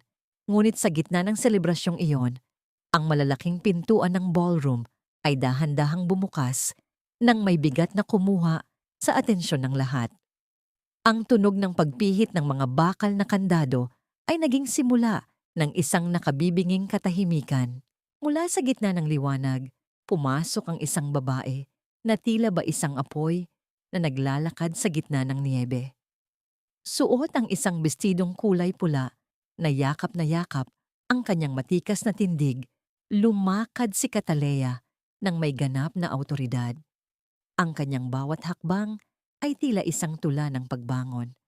Ang kanyang mga mata ay nagniningning sa ilalim ng mga ilaw, hindi dahil sa luha, kundi dahil sa isang determinasyong kayang tunawin ang kahit anong kasinungalingan. Sa kanyang tabi, nakasuot ng formal na kasuotan, ay si Attorney Kyle Santos na ang presensya ay tila isang matatag na pader na nagbibigay ng proteksyon sa reynang nagbabalik. Ang basong hawak ni Zosima ay dahan-dahang nadulas mula sa kanyang kamay at tumama sa sahig. Ang porselana ay nagkadurog-durog sa paanan ng matanda habang ang kanyang mukha ay nawalan ng kulay. Si Zacarias ay napatigil sa pagsasalita. Ang kanyang mga labi ay nanginig habang ang kanyang paningin ay nakapako sa asawang inakala niyang tuluyan na niyang nasira. Ang mga bisita ay nagsimulang magbulungan. Ang bawat mata ay nakatuon sa babaeng inakala ng lahat ay nakakulong sa isang madilim na silid dahil sa kabaliwan. Cataleya, anong ginagawa mo rito? You're supposed to be resting. You're not well. Bumalik ka na sa bahay bago ka pa mapahiya rito. Ang pabulong at nanginginig na utos ni Zacarias habang dahan-dahang lumalapit sa asawa. Pilit na itinatago ang kanyang matinding takot sa likod ng isang mapagkunwaring pag-aalala. Ngunit bago pa niya mahawakan ang braso ni Cataleya, isang matalim na tingin mula sa babae ang nagpatigil sa kanyang mga paa. I've never been better, Zacarias. Sa katunayan, ngayon ko lang nakita ang lahat ng malinaw.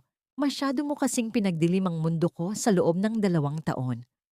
Ang sagot ni Cataleya sa isang boses na malinaw, malakas, at punong-puno ng dangal na tila ba isang tunog ng kampana na gumigising sa lahat. Kinuha ni Kyle ang isang envelope mula sa kanyang dala at dahan-dahang ibinigay ito kay Cataleya. Nandito ako para bawiin ang lahat ng sa akin, ang kumpanyang ito, ang bahay na tinitirhan nyo, at ang bawat sentimong ninakaw nyo sa ilalim ng pangalan ko habang pinapainom nyo ako ng lason. Ang mukha ni Zina ay tuluyang namutla. Ang kanyang mapang-uyam na ngiti ay napalitan ng isang ekspresyon ng matinding panunuyo ng lalamunan. Habang ang mga ebidensya ng kanilang pandaraya at ang katotohanan tungkol sa trust fund ay dahan-dahang inilalatag ni Kyle sa harap ng lahat, naramdaman ni Cataleya ang isang matinding gaan sa kanyang dibdib. Ang bawat salita ni Kyle ay tila isang gamot na nagpapahilom sa bawat sugat na iniwan ng kanyang asawa. Ngunit sa gitna ng kanyang tagumpay, nakita niya ang isang kakaibang kislap sa mga mata ni Zacarias. Isang kislap ng desperasyon ng isang taong wala na ring mawawala. Dahan-dahang isinuksok ni Zacarias ang kanyang kamay sa ilalim ng lamesa ng buffet at ang kanyang mga panga ay nagngit-ngit sa tindi ng puot. Habang ang lahat ay nakatuon sa mga dokumento, isang matalim na bagay ang dahan-dahang lumabas mula sa kamay ni Zacarias at ang kanyang paningin ay nakapako ng diretso sa puso ni Cataleya. Iniisip kung ito na ba ang magiging huling sandali ng kanyang paghihiganti o ito na ang gabi na ang lahat ay magwawakas sa isang malagim na paraan na hindi inasahan ng sinuman. Sa gitna ng nakabibinging katahimikan ng ballroom, ang bawat mata ay nakatuon sa nagaganap na paghaharap. Ngunit ang tanging nakikita ni Cataleya ay ang nanlilisik na mga mata ni Zacarias na puno ng desperasyon. Bago pa man makahakbang ang sinuman, marahas na kinuha ni Zacarias ang isang matulis na kutsilyo mula sa lamesa ng buffet at mabilis na sumugod patungo kay Cataleya. Ang kislap ng bakal sa ilalim ng mga chandelier ay tila isang babala ng kamatayan. Ngunit bago pa ito dapo sa balat ng babae, isang matipunong bulto ang mabilis na humarang sa pagitan nila.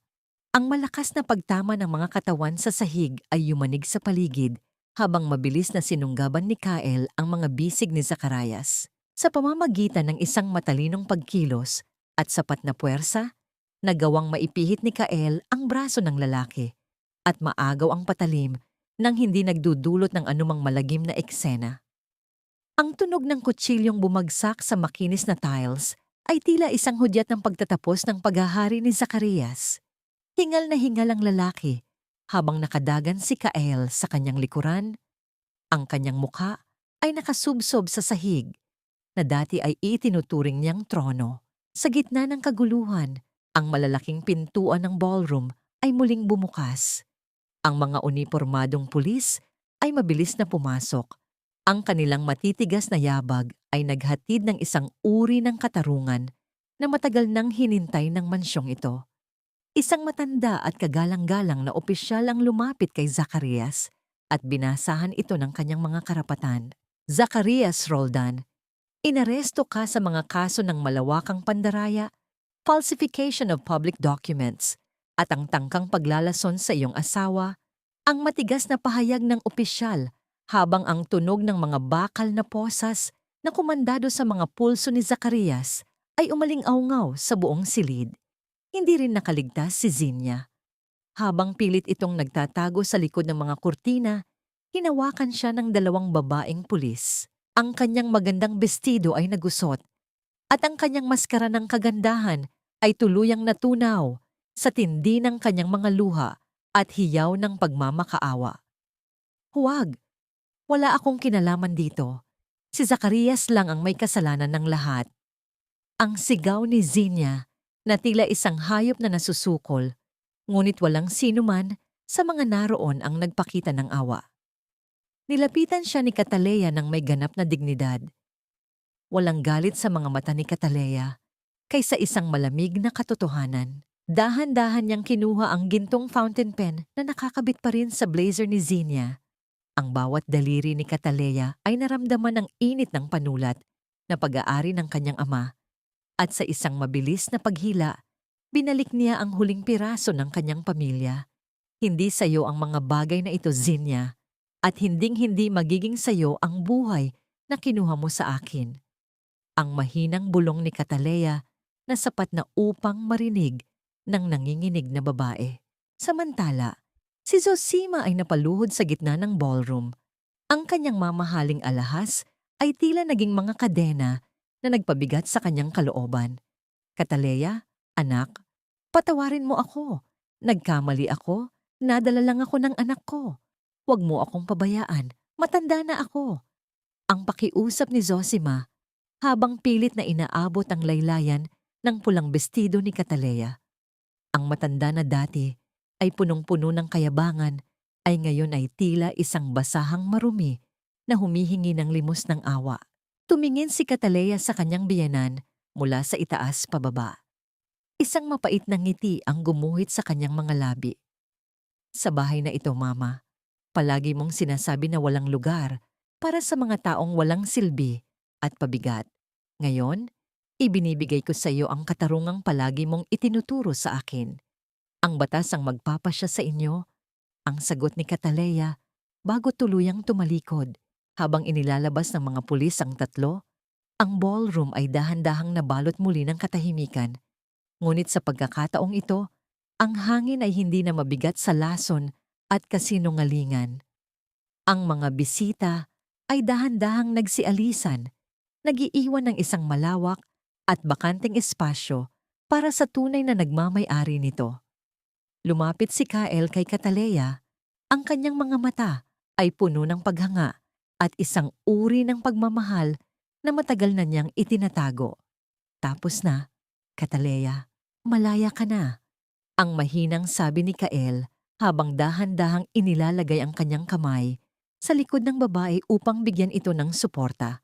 Naramdaman ni Cataleya ang biglaang panghihina ng kanyang mga tuhod. Ang lahat ng lakas na kanyang ipinon para sa gabing ito ay tila biglang naglaho, napalitan ng isang matinding pagod na nagmula sa loob ng kanyang kaluluwa. Isinandal niya ang kanyang ulo sa balikat ni Kael, hinahayaan ng kanyang sarili na huminga ng malalim sa unang pagkakataon sa loob ng 2 taon. Ngunit sa gitna ng kanyang kaluwagan, habang tinitignan niya ang malawak at bakanting shawl, isang tanong ang naglaro sa kanyang isipan. Ang lahat ba ng kayamanan at tagumpay na ito ay sapat na upang punan ng puwang sa kanyang puso? At handa na ba siyang harapin ang bukas na kasama ang lalaking naging tanging sandigan niya sa gitna ng kanyang pinakamadilim na gabi?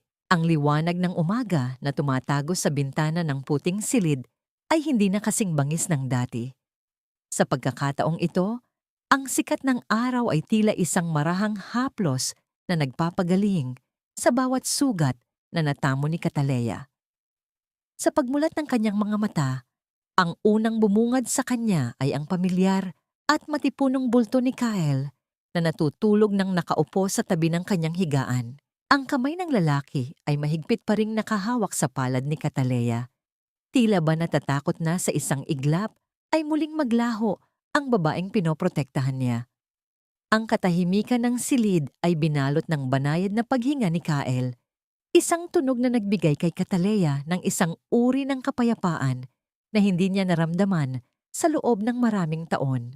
Dahan-dahang gumalaw si Kael nang maramdamang bumalik na ang malay ni Cataleya.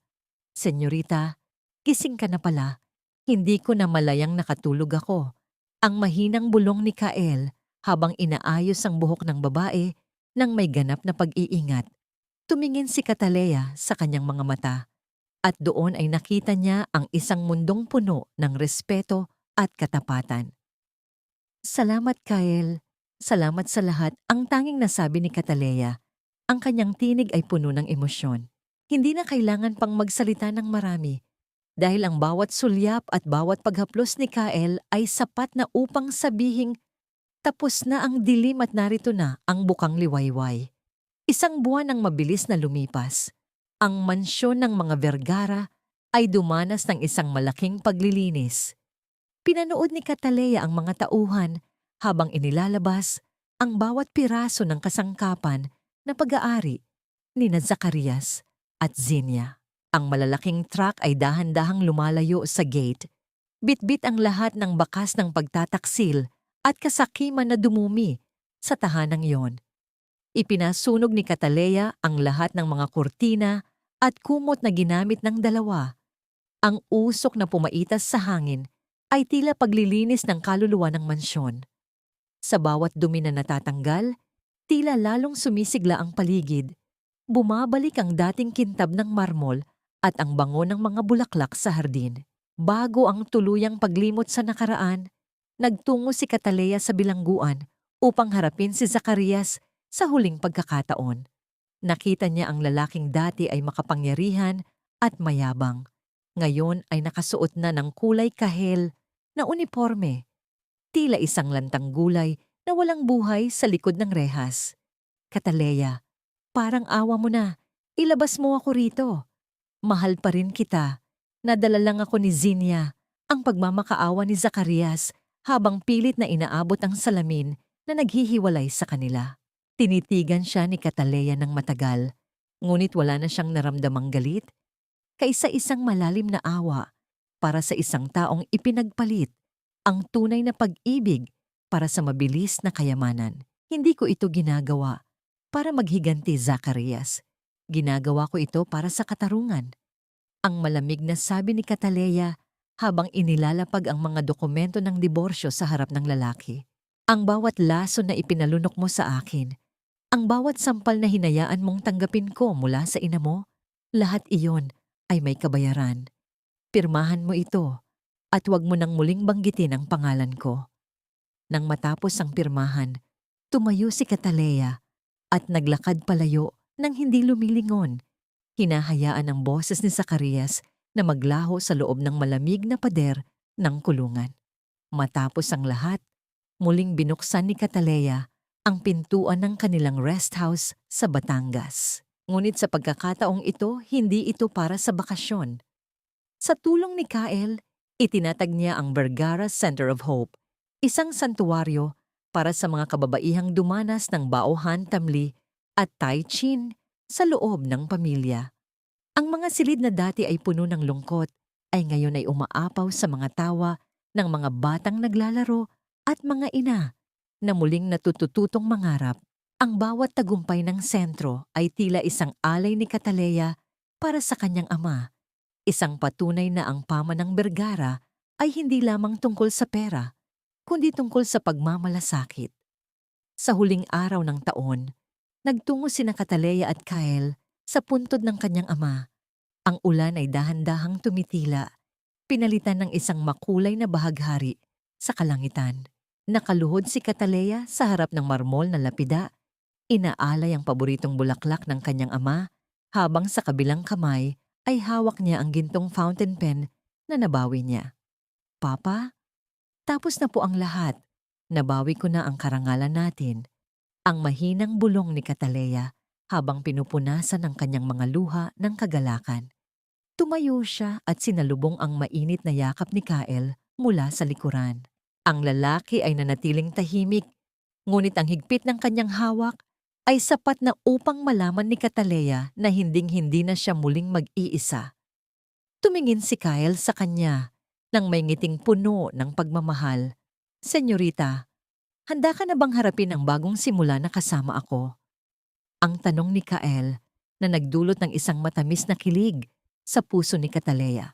Ngumiti si Cataleya at hinawakan ang kamay ng lalaki habang dahan-dahan silang naglalakad palayo sa sementeryo patungo sa isang bagong bukas. Ngunit habang tinitignan niya ang malawak na kalsada sa harapan, isang tanong ang nananatili sa kanyang isipan. Kapag lumipas na ang lahat ng sakit ng nakaraan, sapat na ba ang pag-ibig ni Kael upang tuluyang burahin ang bawat pilat sa kanyang puso?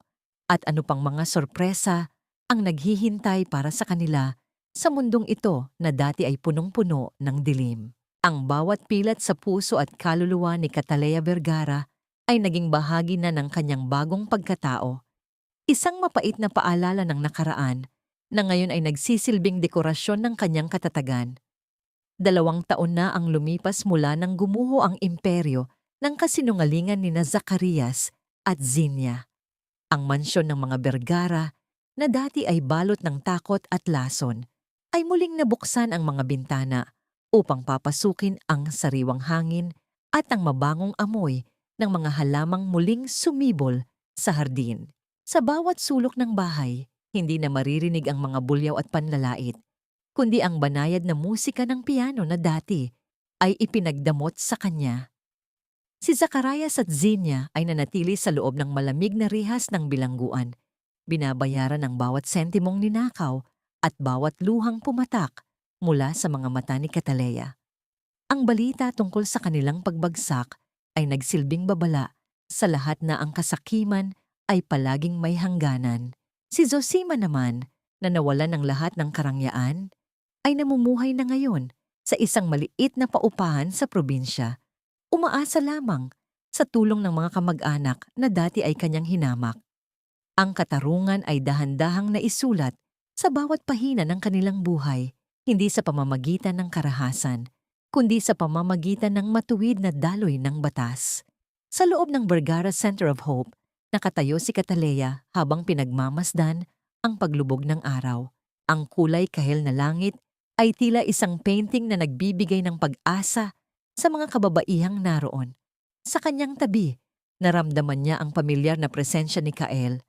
Ang lalaking ito, na naging kaisa-isang tanglaw niya sa gitna ng unos, ay nananatiling matatag sa kanyang tabi. Dahan-dahang hinawakan ni Kael ang balikat ni Cataleya at iniharap siya sa kanya. Sa ilalim ng dapit hapon, ang kanilang mga mata ay nag-usap ng walang tunog, isang koneksyon na binuo ng respeto at tunay na pag-aalaga. Cataleya, ang mahinang tawag ni Kael na may kasamang matamis na ngiti. It's been a long journey, but look at you now.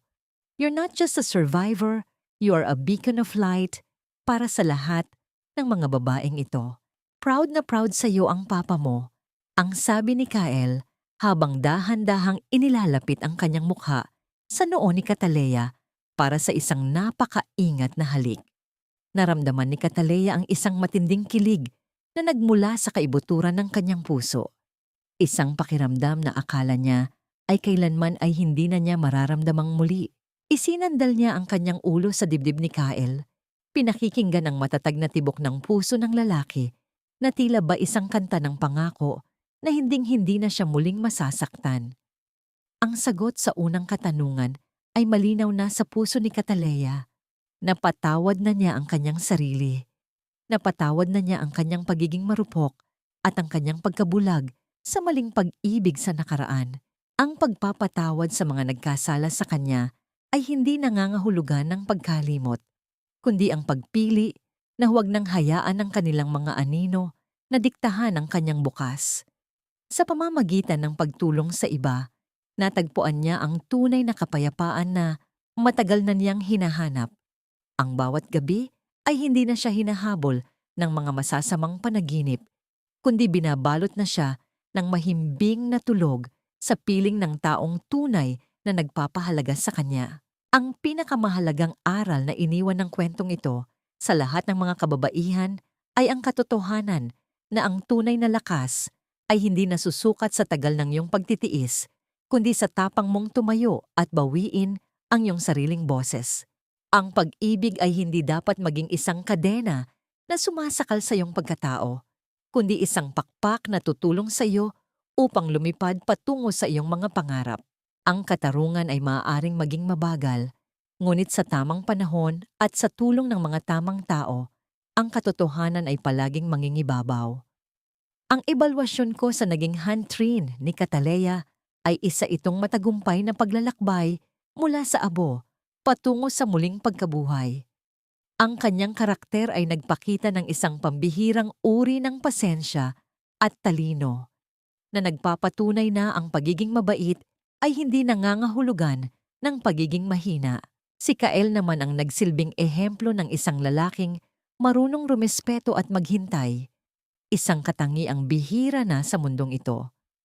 Ang kwentong ito ay hindi lamang isang melodrama tungkol sa paghihiganti, kundi isang himig ng pag-asa at pagpapanumbalik ng dignidad na nawala. Habang dahan-dahang naglalakad ang magkasintahan patungo sa loob ng mansyon, ang huling sulyap ni Cataleya sa kalangitan ay puno ng pasasalamat. Ang kanyang buhay ay muli nang nagsisimula. At sa pagkakataong ito, siya na ang nagsusulat ng bawat titik sa bawat kabanata ng kanyang sariling kapalaran.